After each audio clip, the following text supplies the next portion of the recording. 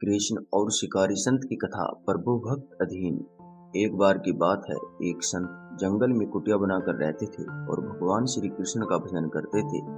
संत को यकीन था कि एक ना एक दिन मेरे भगवान श्री कृष्ण मुझे साक्षात दर्शन जरूर देंगे। उसी जंगल में एक शिकारी आया।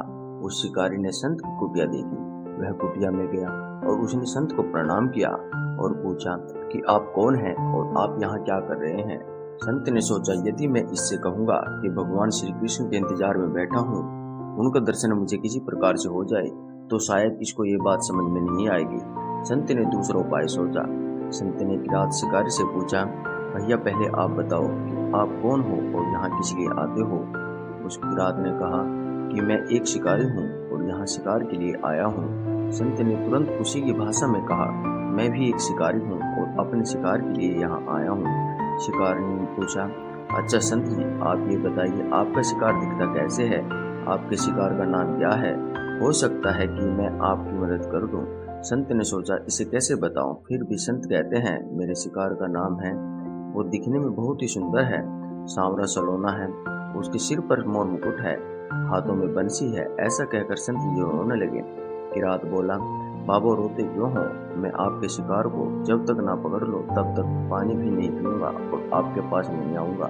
अब वह शिकारी घने जंगल के अंदर गया और जाल बिछाकर एक पेड़ पर बैठ गया।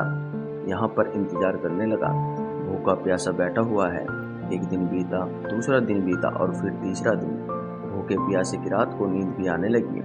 बांके बिहारी को उन पर दया आ गई। भगवान उसके भाव पर रीझ गए। भगवान मंद मंद स्वर से बांसुरी बजाते आए और उस जाल में खुद फंस गए। जैसे ही कि रात को फंसे हुए शिकार का अनुभव हुआ, तो तुरंत नींद से उठा और उस सांवरे भगवान को देखा जैसा संत ने बताया था। उनको रूप हूबहू वैसा ही था। वह अब जोर जोर से चिल्लाने लगा, मिल गया, शिकार मिल गया। शिकारी ने उसे शिकार को जाल समेत कंधे पर बिठा लिया और शिकारी कहता हुआ जा रहा है, आज 3 दिन के बाद मिले हो, खूब भूखा प्यासा रखा, अब तो मैं छोड़ने वाला नहीं हूँ। शिकारी धीरे धीरे कुटिया की ओर बढ़ रहा था।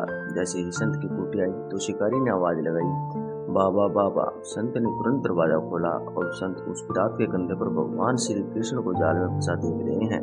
भगवान श्री कृष्ण जाल में फंसे हुए मंद मंद मुस्कुरा रहे हैं। किरात ने कहा, आपका शिकार लाया हूँ, मुश्किल से मिले हैं। संत के आज होश उड़ गए। संत किरात के चरणों में गिर पड़े। संत आज फूट फूट कर रोने लगे।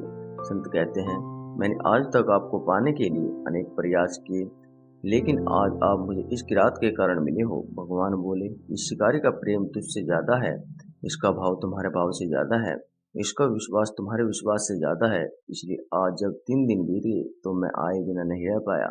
मैं तो अपने भक्तों के अधीन हूँ और आपकी भक्ति भी कम नहीं है। संत जी, आपके दर्शनों के फल से मैं इसे 3 ही दिन में प्राप्त हो गया। इस तरह से भगवान ने खूब दर्शन दिया और फिर वह वहां से चले गए।